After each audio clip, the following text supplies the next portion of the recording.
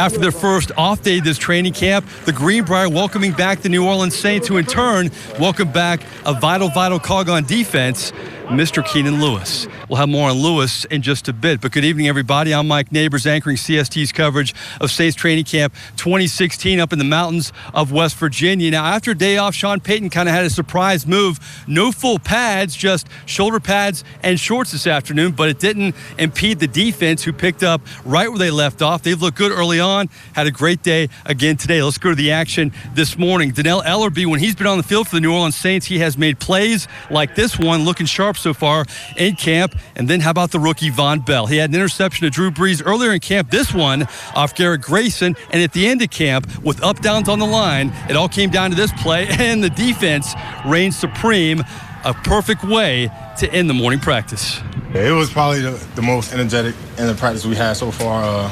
Got real competitive. At the end of every practice, we have a battle to see who does more conditioning or more up downs at the end, and you don't want to do up downs at the end of practice. So defense pulled it off. It was good. You're encouraged because you're trying to evaluate each of these snaps, and you're trying to make it as competitive as possible. And when there's extra running at stake, obviously it's important. But I thought it's good to end on a period like that, and regardless of whether it's the defense or the offense, it's always, how they're going to respond then the next time. Good day all around for the defense. As we mentioned earlier, it was the return of Keenan Lewis, who had a frustrating 2015 season. Of course, he missed 3 games early with the sports hernia injury, and then was put on the IR with the knee injury later in the season. This was his first practice after missing the first 5. Sean Payton said he passed his physical and has high expectations for him moving forward. He's got his first practice in. It'd be too early to say. I haven't even seen the film. So as far as his health, he feels healthy and is really getting out there and working the mechanics, the technique. It's been a while since he's actually been on the field. So, but he knows what's going on, and it's now just getting the pivots, the turns, his pedal, the technique, all the nuances of getting back on the field. Okay, enough defense. Let's jump to the offensive side of the football. Some new additions for the Saints, but none bigger. The brand new tight end, Coby Fleener, who's had the great fortune of playing with great quarterbacks in his young 5-year career. Of course, he played with Andrew Luck in Indianapolis, and now with Drew Brees here with the Saints. To put his numbers in perspective, though, in Indianapolis, he had a career-high 54 catches in his first 4 seasons. 20 fewer balls than Ben Watson caught from Drew Brees a year ago. Now, Fleener is looking forward to playing a bigger role with this Saints offense than he did in Indianapolis. I'm excited to see what we're able to kind of put together here over the next few weeks as we get a lot of time and a lot of reps together. But, listen, his role as a tight end in this offense, you get a lot of opportunities, you get a lot of favorable matchups, and you can be a guy that can catch a lot of balls, and I certainly see him in that role. Yeah, Coby Fleener likes the sound of that. Where the early reviews are good for the 6'6", 250-pound tight end target, who knows if he gets open, his quarterback will surely find it. Drew is spectacular and makes my job so easy. It's one of those things where if it was a different quarterback, it may have taken us weeks and weeks and weeks, but his ability to adjust has made my transition much easier. Sure, it's great playing catch with a future Hall of Famer, but Fleener knows he's also playing catch-up with his quarterback when it comes to the details of this intricate Saints offensive playbook. There's absolutely some catching up to do on my part. Drew could write the playbook if he wanted to.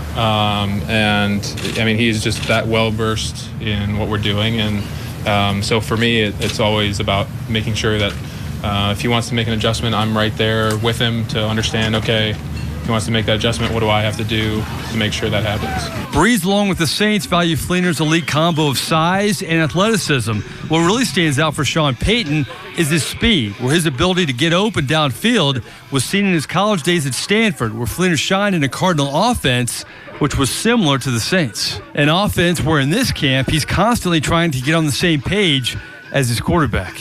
I'm always trying to pick his brain. He has seen just about everything you can see on a football field, and I always want to make sure that I'm running my routes to his liking, because his liking is what's going to be best for the team. And so if I can tweak something this way or that way and make it easier for him to throw the ball, then great.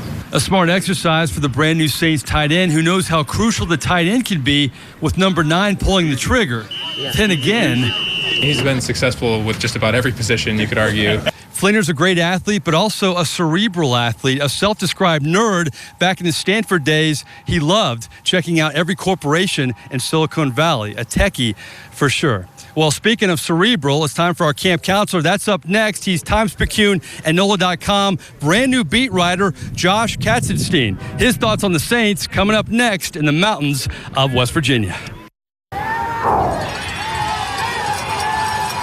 Welcome back, everybody, to CST's coverage of Saints Training Camp 2016. It's our favorite part of the show. We bring in a daily camp counselor, and he's new on the scene. Brand new beat writer for the Times-Picayune, Josh Katzenstein, coming in from Detroit. I got to ask you, first of all, appreciate you being a counselor, but what do you make of Sean Payton in this training camp? Not a bad venue, huh? Oh, I mean, obviously it's beautiful out in the Greenbrier, covering the Lions the last 4 years. They just had it at their own team facility. So as much as I enjoyed sleeping in my own bed, it never really felt like a training camp. This, they're actually getting away and doing stuff. But practice has been really intense. And Sean Payton talked about that before camp started. But, I mean, definitely compared to what I saw with the Lions. And it's not better or worse necessarily. You can't tell until the season begins. But Jim Caldwell in Detroit liked to, say that he was taking care of the players. So they never ran gassers. They didn't really do up downs or anything like that. Here, I mean, if you mess up, you're getting after it, and Peyton seems to, really want to make these guys work as much as he can within the rules of the new CBA. You covered this league. You knew about the New Orleans Saints coming in. The offense is always there. The defense has been its Achilles heel, but I know it's early in camp, but this defense seems to be invigorated a little bit. Yeah, absolutely. I mean, just today we saw a bunch of guys. I mean, Tyler Davison, I think, has been really impressive so far. I mean, right now he's running with the first team defense, and based on what else they have there, it's probably going to come down to him or Nick Fairley, as a starter. That's assuming Sheldon Rankins can earn a job. And then Craig Robertson, the linebacker who played for the Browns the last few years, he's been really impressive. Every day it seems like he's getting his hands on some balls, broke up another one today, blew up a running play. And Von Bell, the second-round safety, he had a pick today too. So it seems like every day a few guys are making standout plays on defense.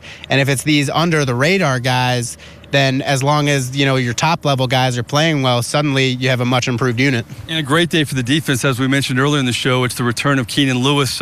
Passing is physical. The knee looked pretty good today. Just talk about, what this defense, how much they need him, because Jarris Byrd, we've already talked about in this camp how it's good to have him healthy again, but to have Keenan, that just makes them better. Oh, yeah, absolutely. I mean, it seems like they really want P.J. Williams to be their nickel cornerback. And obviously, he can play outside, but ideally, if Keenan Lewis can return to the way he was playing, I mean, he didn't have a great 2015, but I mean, he was really good in 2013, pretty good in 2014. So, I mean, if he can get back to that level, then suddenly, if Delvin Breaux keeps playing as well as he did last year, suddenly you've got two strong cornerbacks and a young, fast nickel cornerback, and I mean that would make things much easier for the secondary. And the secondary seems really confident that if Jarris Byrd can be back, if Kenny Vaccaro keeps playing the way he is, again, suddenly you're much better. And finally, Dennis Allen, Sean Payton has talked about his organization skills, but really goes beyond that. It's the real little things that he has done for this defense to make, I think, practice more fluid and the defense more comfortable out there. Yeah, absolutely. I think Bobby Richardson was saying that the calls are smaller, and as soon as I heard that, I was thinking shorter, less words, but whatever the case may be, a lot of guys have been talking about simplifying the defense, and if you can just get everybody on the same page, then, I mean, you're not going to have nearly as many issues as they had last year, and maybe you start having those turnovers that you need to make this a better unit. Quality camp counseling, my friend. I really appreciate your debut here on CST. Thanks for having me on. All right, Times-Picayune, NOLA.com's Josh Katzenstein. Check out his reports online and in the paper on a daily basis. Well, coming up next, we're going to have your quote of the day, a nice back and forth between rookie safety.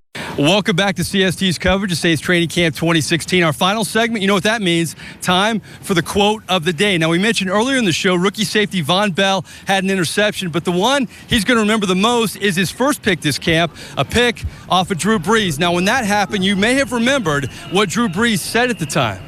Good for him. Maybe a little confidence builder, but I don't plan on that happening again for a while. Yeah, Brees never forgets a mistake out here in the practice field. So after that comment, I had a chance to ask Von Bell, did he talk to Brees after that big moment?